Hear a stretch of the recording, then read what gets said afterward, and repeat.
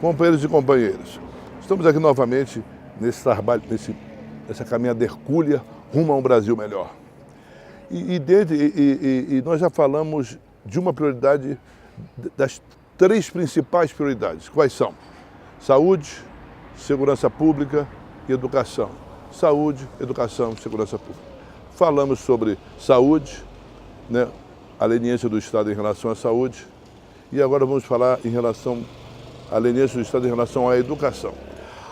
A estrutura física das escolas, os prédios, né, ela tem estado até razoável em virtude do mínimo constitucional de 20% que deve ser aplicado à educação.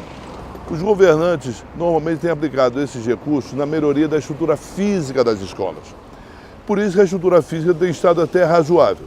O problema está no corpo docente, no professor, que não tem sido valorizado já ao longo de muitas décadas. Antigamente, quando uma pessoa perguntava assim, o que ele é na vida? Ele é professor. Ele é professor. Então se falava e se enchia a boca de muito orgulho que a profissão de professor era muito valorizada. Hoje não.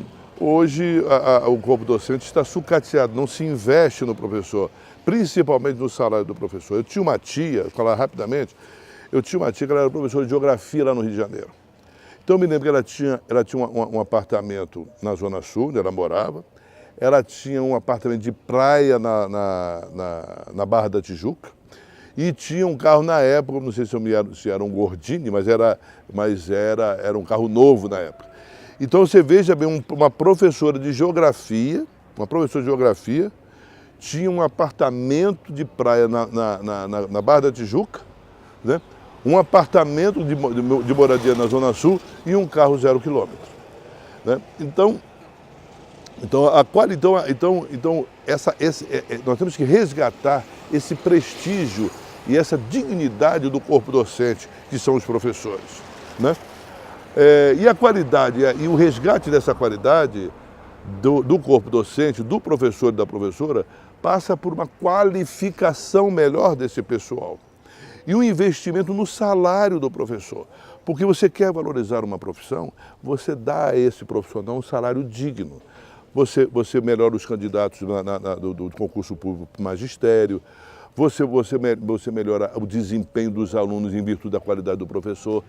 Quer dizer, então, eu acho que devemos direcionar agora parte dos recursos do mínimo constitucional de 20% para a educação, nós canalizarmos para a melhoria dos salários do professor e da qualificação do professor.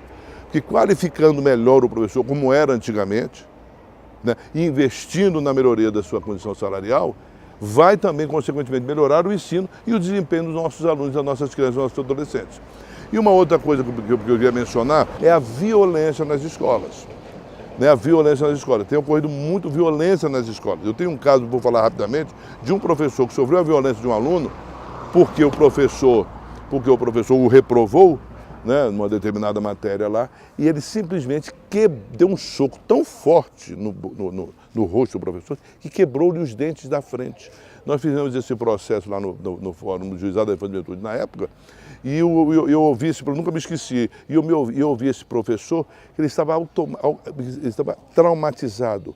Ele largou o magistério e ficou traumatizado com aquela ocorrência, com aquela violência praticada por um dos alunos. Então nós temos também que combater a violência nas escolas. E para isso, a ideia nossa é colocar um batalhão, entre aspas, da Guarda Municipal em todas as escolas. Ou seja, que a Guarda Municipal exerça também a fiscalização e a segurança no âmbito das escolas. Até para evitar também, né, o tráfico de drogas e os abusos sexuais que acontecem assim sempre em frente às escolas. E o sucateamento da qualificação e do investimento no salário do professor, principalmente no salário do professor, o que faz? Qual é a consequência dessa leniência em relação ao investimento no professor e na dignidade do seu salário? Greve.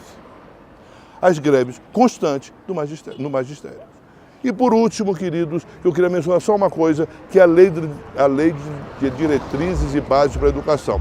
A lei de diretrizes e bases da educação ela é sempre alterada ao bel prazer do governo que entra. O governo entra, se vocês notarem, se vocês fizeram uma pesquisa em relação à Lei de Diretrizes e Bases para a Educação, você vai ver que sempre quando entra um governo, uma das leis que é sempre por ele modificada é a Lei de Diretrizes e Bases de Educação, que cada um coloca a sua visão ideológica no ensino público, quando na verdade ele devia ser perene para valorizar as tradições brasileiras, o brasileirismo, as tradições do nosso país, e não ficar à mercê de ideologias alienígenas que sai governo e entra governo, muda-se a Lei de Diretrizes e Bases da Educação, e então nós não temos um direcionamento uniforme para nossas crianças e adolescentes. Então eu queria terminar falando isso. Então nós temos que fazer uma Lei de Diretrizes e Bases da Educação que priorize as características e as tradições brasileiras e fazer uma Lei de Diretrizes e Bases da Educação perene segundo as nossas tradições, segundo a nossa visão de mundo enquanto brasileiro, enquanto educadores. Alô, minha gente, eu me alonguei um pouquinho, vocês me desculpem, porque o tema educação é um pouco complexo, um pouco dinâmico mesmo e requer muito raciocínio e muito debate. Mas só para vocês terem uma ideia da nossa visão em relação à educação, nessa caminhada, nessa pré-candidatura, que se Deus quiser, se for da vontade de Deus, essa pré-candidatura virá uma candidatura e essa candidatura virá uma legislatura lá na frente, se Deus quiser. Fiquem com Deus e vamos investir também, não só na estrutura física das escolas, né, mas na qualificação e no investimento no professor, começando por a sua qualificação intelectual e a melhoria das suas condições salariais para que ele possa realmente transmitir com tranquilidade os seus conhecimentos e melhorar a qualidade do ensino dos nossos alunos. Fiquem com Deus, um abração.